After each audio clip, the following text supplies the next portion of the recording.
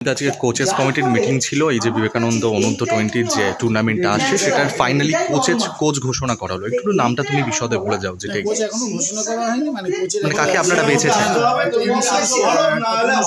Short list করা হয়েছে কয়েকজনের নাম। তাতে অশিসমান একটু এগিয়ে আছে, কনফার্ম করা হয়নি।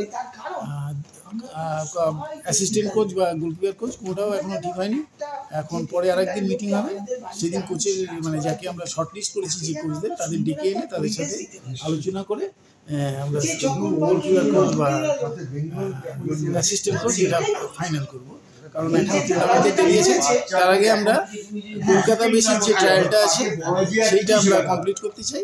যে সেখান থেকে যে সব ক্লাবগুলো তাদের যারা ভালো, অন্তত 3-4 জন করে যারা ভালো অ্যাটলিস্ট আন্ডার 20 খেলার উপযুক্ত আছে, তাদের যদি ট্রায়ালে পাঠায়, তখন এই যে আমাদের ভাবি কোচ হবে, আগামী দিনে যে কোচ হবে, এবং উইথ দ্য সিলেকশন কমিটির যারা আছে, প্লেয়ার যারা আছে, তারা আমাকে হেল্প করবে এই সিলেকশন প্রসেসটাকে এগিয়ে নিয়ে যেতে।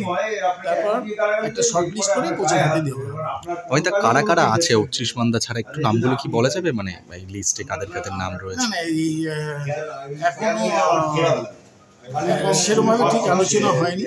একটা বিগ লিস্ট নাম উঠেছে, এটা যেহেতু আমাদের প্রচারণা বলি বলছে, এটা বরং ডিসক্লোজ করাই ভালো। অনেকেরই নাম আলোচনা হয়েছিল। আপাতত শর্ট লিস্টে 25 মান্দা এগিয়ে রয়েছে। ধন্যবাদ অমিত।